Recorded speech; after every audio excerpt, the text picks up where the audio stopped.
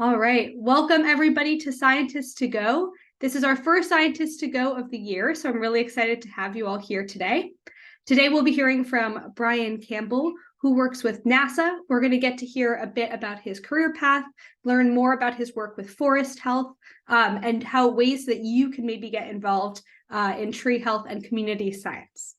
So, we have someone else coming in. Wonderful. Great. So maybe as they get settled, Brian, I will hand it over to you and you can start screen sharing. All right. Thank you so much. Let me go ahead and share my screen.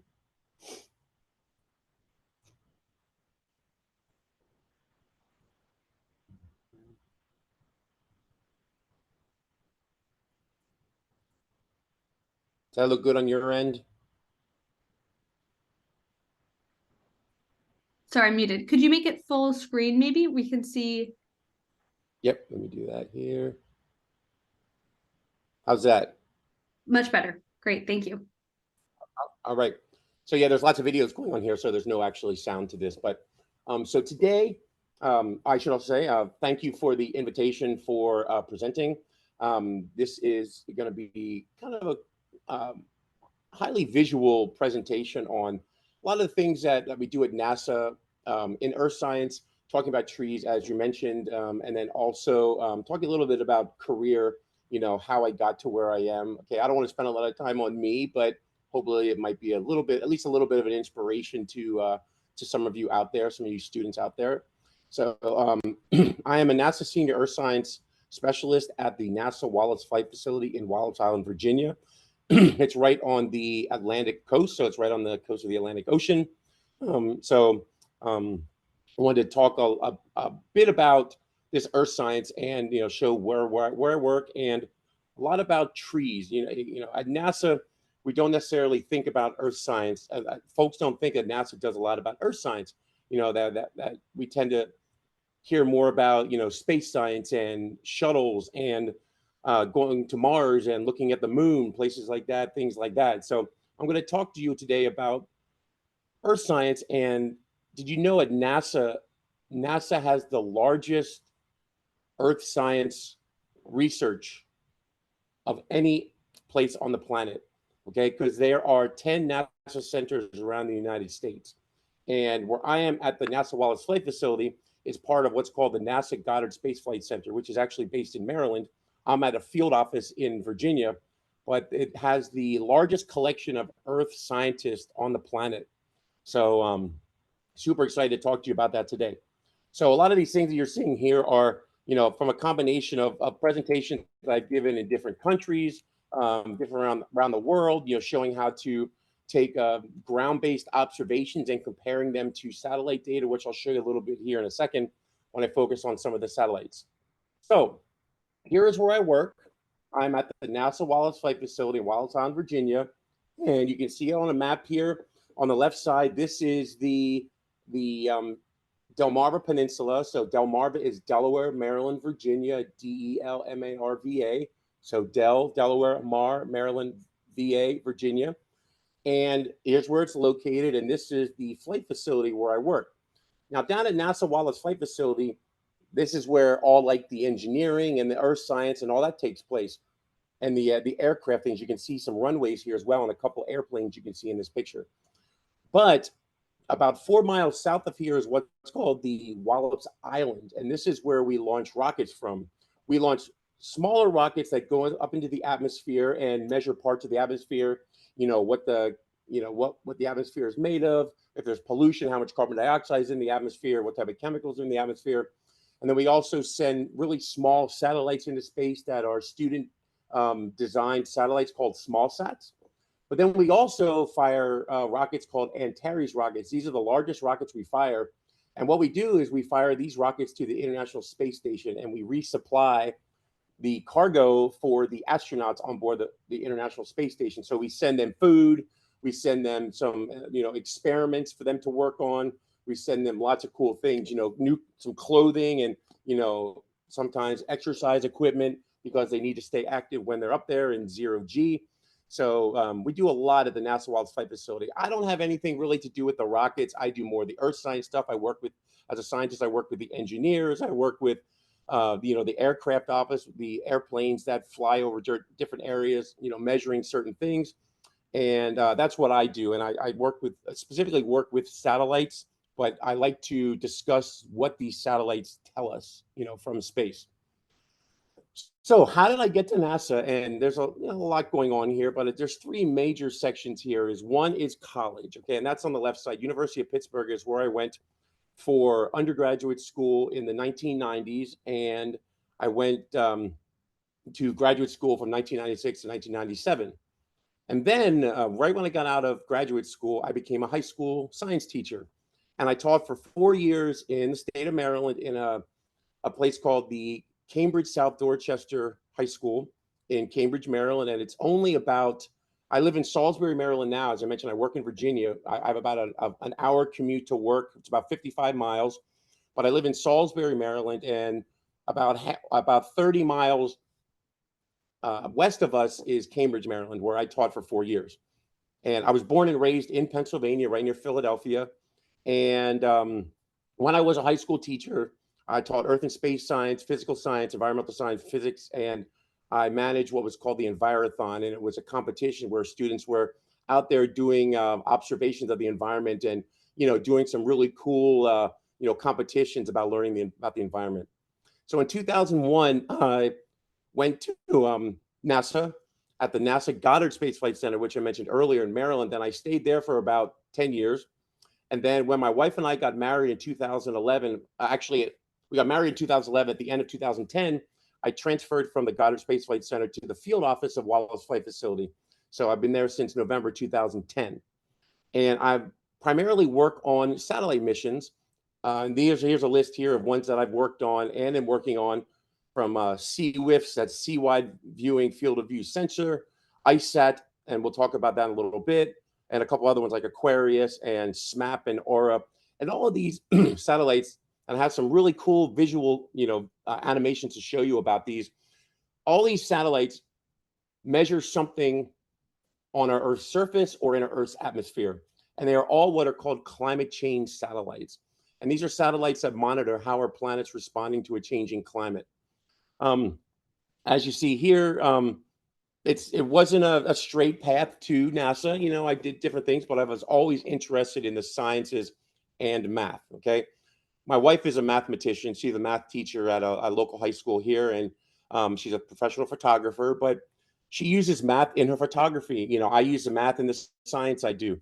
So, a combination of the schooling, teaching, and going to NASA is basically how I got there.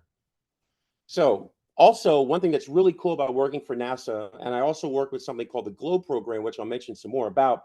GLOBE is Global Learning and Observations to Benefit the Environment, and it's an international program in over 120 countries, exactly 127 countries, where students, teachers, and scientists and citizen scientists all work together to take observations in their local environment and share their observations around the world to see the bigger picture of how our planet's responding to a changing climate. Like I mentioned, the satellites do. But these are all the countries in green that I work with literally every week. I work with someone from one of these countries literally every week as part of the GLOBE program. So diving a little bit into what NASA does, I'm going to show you this here. Here you're looking at the globe. You're about to see all the amazing satellites that are orbiting the globe right now. Now, these are not all Earth observing satellites. These are satellites that are Earth observing, looking also ones that are looking at the communications, like how you can use a cell phone, how you might get satellite radio, how you get satellite television. These are all like communication satellites, Earth observing satellites, ones that help you, watch your favorite TV show or movie on TV. Ones that communicate, where there's towers. You've probably seen all these towers all over the ground, where satellites talk to these towers so you can get television or radio or a cell phone signal if you want to call someone or look at something on your phone. If you want to look at Instagram or Snapchat or look at YouTube. Okay, some of these will have something to do with it. Now, these are not all NASA specific satellites, but NASA plays a role in lots of them.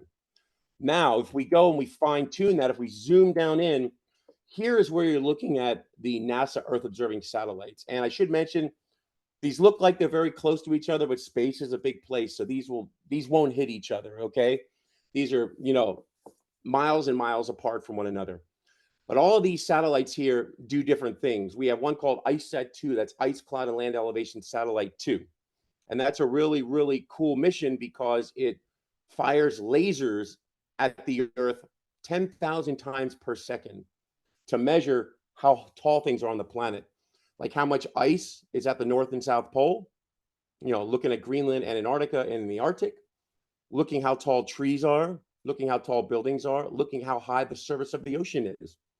We have other satellites like Terra. Terra is Latin for land. So we look at the land features and how they're changing over time. We look at this one in the middle called GPM. That's Global Precipitation Measurement. It's looking at big hurricanes around the world. It's looking at typhoons. It's looking at how strong they are, how much wind is associated with them.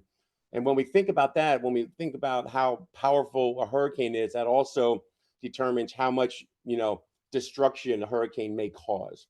And a lot of these different satellites on here are looking at everything from soil moisture to clouds in the atmosphere to looking at the winds over the ocean. Okay, we're looking at water all over the planet. So all of these things have something to do with how we look at our planet's changing environment over time. All right. Now, there's a lot going on in this picture. These are all the NASA satellites that are in space right now and ones that are about to happen soon. Okay.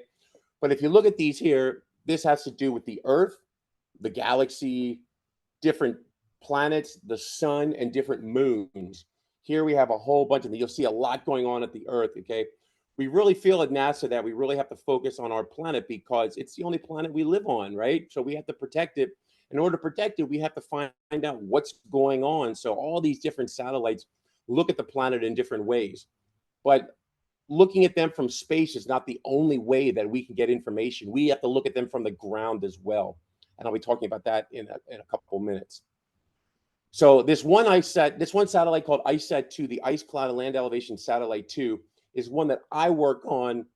I've been working on since, about 13, 14 years now, even though it was launched on September 15th of 2018, only just over 5 years ago. There's a lot of preparation that goes into building a satellite, making sure all the systems work on the satellite and make sure it's ready and fit to fly into space and take measurements.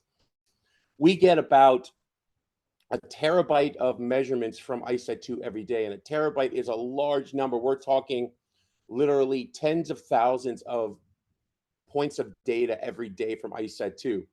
And ICESat-2, as I mentioned, fires laser pulses at the planet from about 300 miles above the Earth to measure how tall things are. And when we talk about how tall things are, like how high the ice is, this helps us understand how fast the ice is melting in Greenland and Antarctica and in the Arctic. It also helps us understand ocean surface height as well. And ocean surface height is important because with climate change, we're seeing that when the ice melting, we're seeing that a lot of that sea level is rising across the planet. And houses that are near the coast are becoming in danger of being flooded or falling into the oceans in some locations. So this is a very important satellite for us to really monitor our planet. So here is a little bit about ICESat-2, launched, as I mentioned, September 15, 2018. And I show this one specifically, as I mentioned too, because I really have been focusing on this satellite a lot, since it's called ICESat-2. It's a follow-on satellite to the original ICESat-1 that was in space from 2003 to 2009. But just like anything, it had lasers on board, and these lasers, which are light, right? Lasers are light, end up dying out eventually, okay? You think about lasers, on Earth, like laser pens, things like that. They end up dying out after time. And, on Earth, we can change their batteries and they work, but eventually the lasers, just the energy from the lasers will die out and it won't be able to be used anymore. So with looking at the third dimension or height from space. ISAT-2, since we're firing these photons, what we do is we calculate the time it takes the laser pulses to leave the satellite, bounce off a treetop, and then come back to the satellite. And with that information, we can figure out how tall a tree is. Knowing how tall a tree is super important because it can help us understand how much carbon dioxide, that pollutant in the atmosphere. When we take a breath, we're breathing in oxygen, but when we release our breath, we're breathing out carbon dioxide. Trees pull in that carbon dioxide from the atmosphere through photosynthesis and convert it into the oxygen we breathe. So when you're outside again, when you see a tree, say thank you for that breath. Say thank you, tree, for my last breath that I just took, because that tree is providing that for you. Also, we have lots of carbon dioxide being released in the atmosphere from cars, buildings, factories, and just basically production across the world. A lot of people, a lot of production, a lot of factories, a lot of cars that aren't electric vehicles. The electric vehicles don't, but the ones that use gas or fossil fuels are the ones that, are putting a lot of that carbon dioxide into the atmosphere. So we really want trees. And by understanding how tall a tree is, we can figure out how much carbon dioxide that tree is pulling out of the atmosphere, how much carbon dioxide that tree is pulling out of the atmosphere. So it's super important for scientists to understand what's called our planet's carbon budget. And we do that from space. But as I mentioned earlier, we do that from the ground as well. And this is where you can take part in this. We have an app called the NASA Globe Observer. And on this, we have a part of this app called the Trees tool, where you can measure the height of a tree just using your phone. It uses your camera, and there's a fancy word of this instrument inside your phone called a magnetometer. It's something that allows you to measure angles. So when you're measuring the height of a tree, you're going to be measuring the angle of the phone's camera, which is going to be at your eye level, and you're going to be measuring it to the base of the tree, to the top of the tree. And you can figure out the tree height just by using your mobile device. It's really cool to do. And when we do that, we can create a combination of the ground-based observations from you as community scientists, as citizen scientists, and NASA Earth-observing satellites. We can create cool visualization maps like this. And what you're seeing here is, you see up at the top left, it says vegetation index. I like to explain it as the lungs of the Earth. When we're looking at this, this is very cool because we're seeing the changing of seasons. You can see the dates changing here, okay? But what you're seeing here is you're seeing the change in green. And when you see the green moving up towards the north and further down to the south, you're seeing the summer seasons in those areas, the spring to summer seasons. And when you're seeing it becoming more white and the green dropping down in the northern hemisphere or up in the southern hemisphere, you're seeing that change as well, but you're seeing it basically in the fall to winter when trees lose leaves, when you see the leaves, the leaves change in color, things like that. So we're seeing less green. And what that means is where we see less green, there's less photosynthesis happening. There's less carbon dioxide being pulled out of the atmosphere. So NASA is able to create maps like this so we can see what's really happening on our planet as a whole, okay? It's really hard to see, you can't really see individual cities here and what's going on, but you can see countries and regions, okay? And then with the ground-based observations that you can all help us out with, with this community science and the Globe Observer. And I should mention that we have lots of information coming from all over the world, okay? Now, I've talked about a lot of the stuff here to the left. I want to focus here on the right where, there are a lot of trees on Earth. There are over 3 trillion trees on the planet, and that's a lot to measure. Even though we have these really technologically advanced satellites in space right now, measuring tree height, we're not going to be able to get all those trees because there are just so many trees that we're not going to be able to get. There are a lot of trees that grow underneath larger trees. And since ISAT-2 is firing these photons down, they are bouncing off the top of the trees and they're not able to get the trees below. But if you're on the ground, you're able to get the trees below because with the satellites we're way up here looking down. If you're on the ground, looking up. So a combination of the ground up from you and the sky down from NASA and the NASA Earth observing satellites, we can create this great picture of looking at the trees from the ground in space, and create this great database for researchers all over the world, whether it be student researchers or professional researchers at NASA, NOAA, and other places around the world, and universities. We can create a great database for folks to understand how important these tree height measurements are to understanding our planet. So I mentioned we have this trees tool. We also have used something called a clinometer, and it's a tool you can see here on the left. That was my son several years ago, using this handheld clinometer to measure the height of a tree. Okay, that just takes a little more, some of you may have used this before, but it takes a little more practice, a little more math. With the app, the Globe Observer Trees tool, we programmed this, the clinometer information and the math into the phone so we can get lots of data. Now, it's a pretty simple thing to use. This is one of the reasons why we think it's so important too, is because we've made this tool very simple to use. It's just a matter of taking an observation of the angles to the base of the tree, to the top of the tree. You walk to the tree, counting your steps, and then all those numbers put together will give you the height of the tree. So how does this tie directly into ICET2? And I'm going to show you this brief promo video here. It's about a minute long, but it's showing you the importance of the space-based observations from like ICET2 and the ground-based observations that you can help out with the Citizen Science Globe Observer app.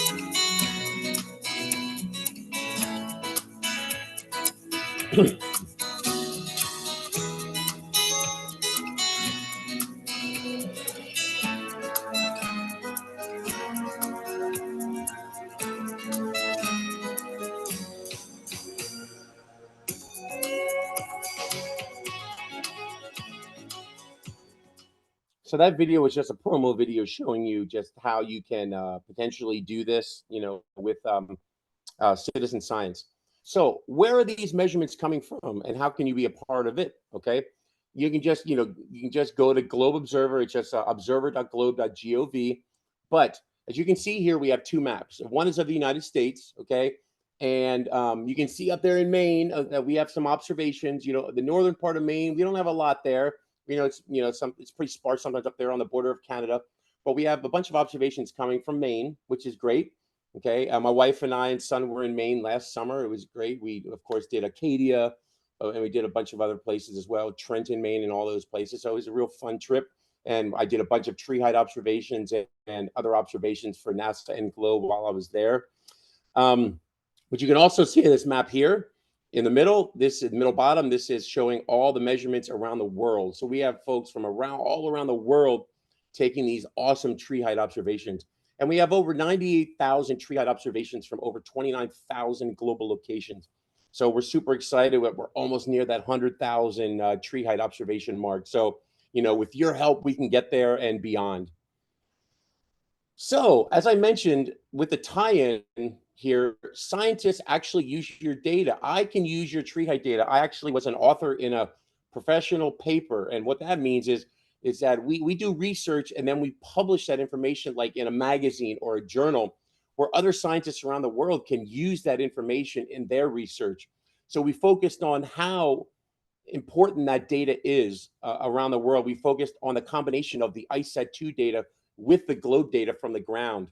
And this picture that you see here is one of the ways we do this is when we compare the ICET2 data to the Globe Observer data.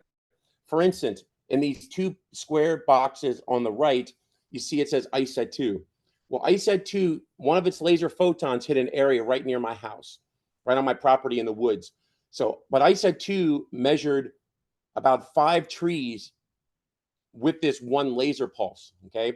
And it took an average of these trees and it got 19.66 meters tall. I went out and took observations of all 5 of these trees, and my average came out to 18.93 meters. So that's very close. This is the type of stuff that scientists do. They compare the data from ICET-2 from space and the data from the ground with the globe observer. All right. So with that said, I'm going to stop and then come back to the main room for any questions. And I just wanted to showcase a little bit about the career path. You know, I know there was a lot of information in a short amount of time, but how NASA looks at the Earth with Earth science, looking with satellites, and how you can become part of this on the ground. Okay. So Earth science is a massive entity at NASA, and we have folks all over the world who use this data, who we work with. We have scientists in just about every country on the planet who work with the NASA data or work as part of a NASA mission.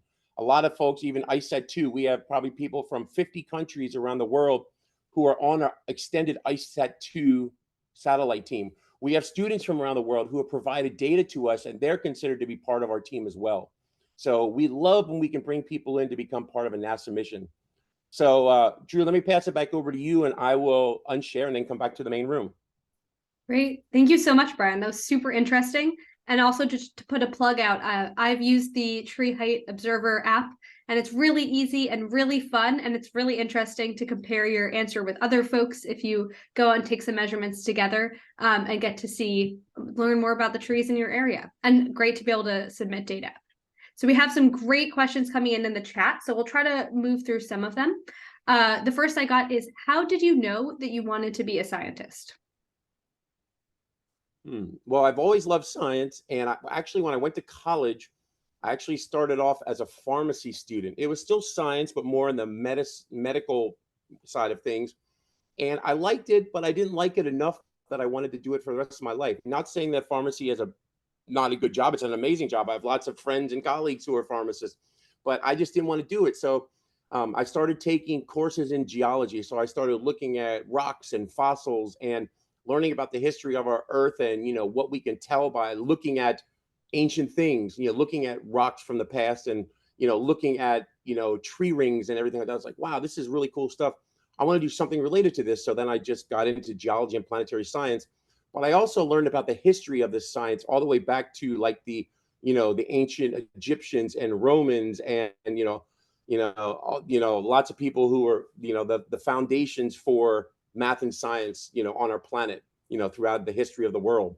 So, yeah. So then, once I got further into geology and planetary science, or Earth and space science, we call it as well, I wanted to do more. I wanted to teach it, but I wanted to also do the science. So, this is the job that I do now. I teach it and I learn everything I can about it through the research. That's great. We're getting a lot of awesome questions in. I'm going to try to maybe group them a little bit by theme. So I see somebody who's curious about what subject or subjects did you struggle with the most in your environmental science degree, but I'm also a little more curious maybe also about what, if there was a transformative class or maybe one moment that was kind of the aha that you wanted to go into this broader view. Yeah, I think it was, and it's a course that doesn't really have a ton to do with what I do now, but it changed me into getting geology, planetary science. It was called invertebrate paleontology. So it was looking at the fossil record of organisms that basically, when invertebrates, don't have a backbone, kind of like things called trilobites, which are like the ancient relative of the horseshoe crab today. Looking at, the history of things in the ocean, looking at fossils, things like that. But then I thought, well, there's a lot more to, earth science and fossils, but I like the concept of looking at things and finding out what they can tell us. And that's what happens in earth and space science and environmental science. You can look outside your window wherever you are, and you can just look outside and see the trees, if you have trees or buildings, and you can tell a lot about the environment or land cover just by looking out, just looking and observing. Okay. And then, there's lots of questions you may just by looking outside, you may look at a tree and think, why, see part of the tree is alive and part of the tree is dead. You might think, well, why is that? And might not know the answer to that, but that's a question, you know, that you can try to come up with an answer with by observing even more. So, that class, the invertebrate paleontology class that was part of my Earth and Space Science and Environmental curriculum, that was a course that really got me thinking about how looking at things can make a huge difference in us understanding things, and not just looking at something and just trying to make a quick guess as to what's happening, but really think about what you're looking at. Thinking like a scientist, which we can all do. Oh, we have so many good questions. All right, I like this next one. How can earth science help with climate change? Oh, that's a huge question, but a good one. And there are lots of things on our planet that are indicators of climate change. And those things are like trees, how tall trees are. Soil is a huge indicator of climate change. Let's think, thinking of flooding, okay? Areas where you see more flooding happening than you did. Those are all indicators of climate change. So earth science is super important because earth science looks at the planet in small sections all the way to larger sections. So earth science specifically, and what we do at NASA is we like looking at what's called the larger view. In science, they call it the synoptic view, basically where you can observe a huge part of the earth in a short amount of time. That's why we have satellites. But those satellites don't tell us everything. Earth science satellites don't tell us everything. It won't tell us a lot about what is causing, what we're seeing happening from space. That's why earth science on the ground is important, because these little tiny, you might feel like insignificant measurements. You might feel they're insignificant, but they're not. Little tiny measurements. If you go outside and measure the height of one tree, okay, it might sound like a really simple thing that doesn't mean a lot, but one single tree can pull in thousands and thousands of pounds of carbon dioxide every year, and 100,000 pounds or more in its lifetime. And that's super important because, an area where there are lots of trees, okay, and trees, as a reminder, is an indicator of climate change. Trees really help us, breathe. We're in an area, you might have heard like, oh, people love to be out in nature. They love to be out in the woods. They love to be, on a mountain somewhere, okay, where there's lots of trees. We actually do breathe better in areas like that. Okay, we breathe better where there's lots and lots of trees.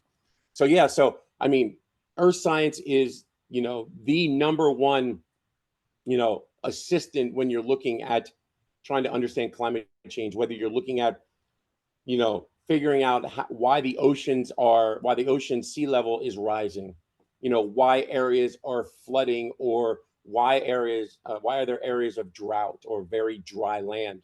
Okay, this all falls into the realm of earth science. That's awesome. Great. Okay. Our next question is, there's a lot of interesting satellite questions I'm going to get to, but I think the last one that is kind of an interesting question is, will climate change affect space? Oh, that's a good question. So, climate change on Earth, specifically won't affect what's happening in space. We'll send more satellites into space, so that's kind of an effect, but kind of like a secondary effect, you know. And we're not trying to litter space with satellites. We're sending ones up that we need to in order to look at our planet.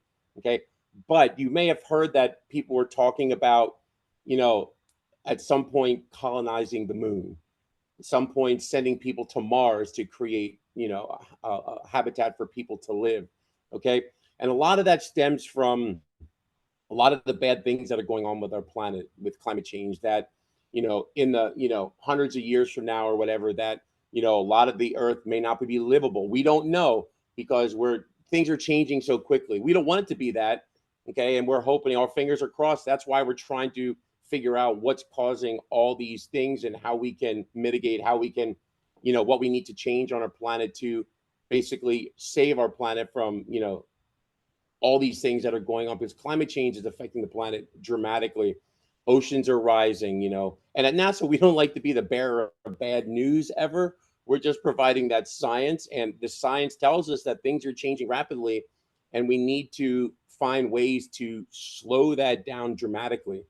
Okay. And, at some point in the future, who knows, we may colonize the moon. We may, send people to stay on Mars, for long periods of time to colonize that as well. We don't know. I mean, NASA's been talking about things like that for a long, long time. And I know people have as well. Yeah, I know in terms of the bearer of bad news, I know climate change can be really frightening, but we always like to say that we have the data, obviously, that you're providing, and we have the Yep. answers, what we need to be doing towards climate change. So we have the solutions for it. So hopefully it's not too And scary. this, and all the students there, you are our next step in understanding this even more. You're the next generation of, scientists and engineers and mathematicians and technologists that can help us even more by coming up with ways to stop or slow this, and observe even more. Great. Okay, I think these are some like rapid fire satellite questions that are pretty cool. How many satellites does NASA have? NASA has total couple hundred satellites. Earth observing satellites about 30. Oh my goodness, that's amazing. All right, how far away are the satellites? Though I know that you mentioned that they are different distances from each other. Is there an average distance? Yeah, I mean, there's some, like, the Earth observing satellites range from usually about 250 miles to like 400 miles above the Earth. But then there's ones out there that are, passing by some of the further planets like Saturn and Jupiter and Neptune, and a dwarf planet like Pluto. And there's ones that are traveling to further and further out of our solar system. So they are light years away now. So, but there's ones that are a couple hundred miles above the Earth, and ones that are as far as as far as we can. Well, I shouldn't say as far as we can see with a telescope, but there are ones out there observing like the distant planets in our solar system, and ones surrounding the sun as well. That's pretty incredible. Millions of miles away. My brain can't wrap itself around that. And so it's pretty amazing that scientists have been able to wrap their brains around it enough to send something there. All right. Have you ever lost a satellite? Yes, there's have been satellites lost. And when you say lost, I'm assuming like we lost communication with it. There have been some like that. There's been ones, unfortunately, that there was an issue with a launch where the rocket carrying the satellite exploded, due to some type of malfunction, and that's happened as well. We've lost satellites. We've actually lost satellites in the past before we were able to track like meteors and asteroids like we do today, where we'd have an errant piece of like a chunk of a space rock that would hit a satellite. You might have seen this in the movies, and it's happened before. But we've created the technology at NASA to really monitor where all the asteroids are and if they come in any danger close to any of the satellites. But there have been ones where we've lost telecommunication with them. Yeah, it happens.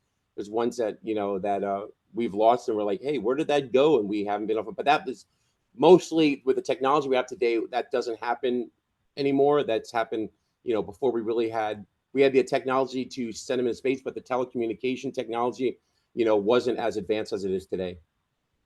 Very cool. All right. Let's do, I think we have about 3 more questions. How long does it take for a satellite to orbit Earth? And sub question, is that controlled by the satellite itself or humans or something else? Good question. And that all depends upon the type of satellite and how fast it's moving. I mean, there's some that take, a couple days to orbit the Earth. There's some that take, 90 minutes to orbit the entire planet. One like ICESat 2, it orbits a planet, as you saw the one visualization, but it hits the exact same spot on the Earth every 3 months. So about every 91 days. And ICESat 2 travels at just over 15,000 miles an hour. So pretty fast satellite. But then there's ones that are further out that will take longer because they are further out in space.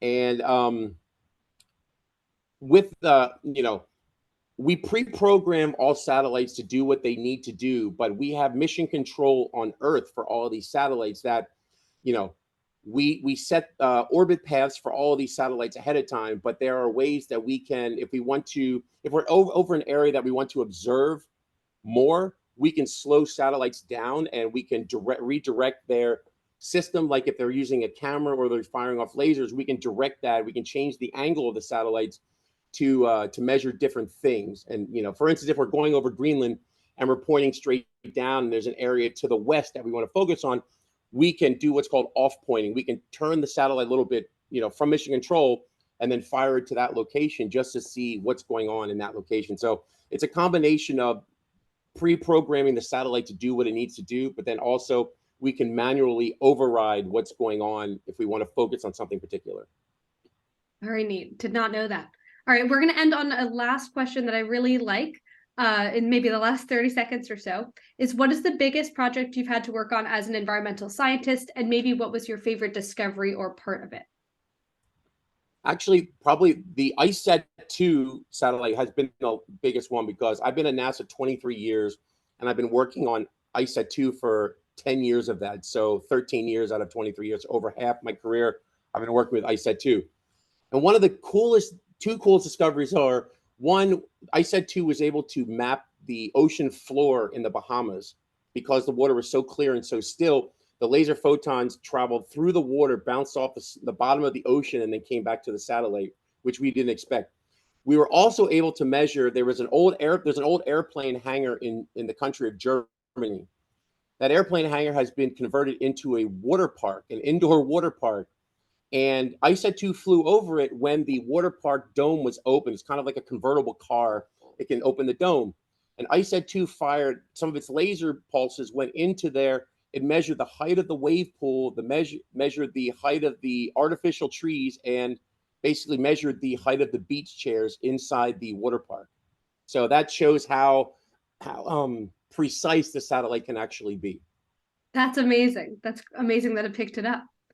All right, Yeah. well, I think we'll end there. Thank you so much for talking to us, Brian. It was really interesting to learn about all your work. Thank you, everyone, for joining us. Really appreciate you coming and sharing all your great questions and your fun fall activities. And we'll see you next month. Our next Scientist to Go is going to be October 24th, also at 10 a.m. So we'd love to see you there. I'll send out more information on that. But thank you all for joining. Hope you have a good rest of your day. Thanks, everyone.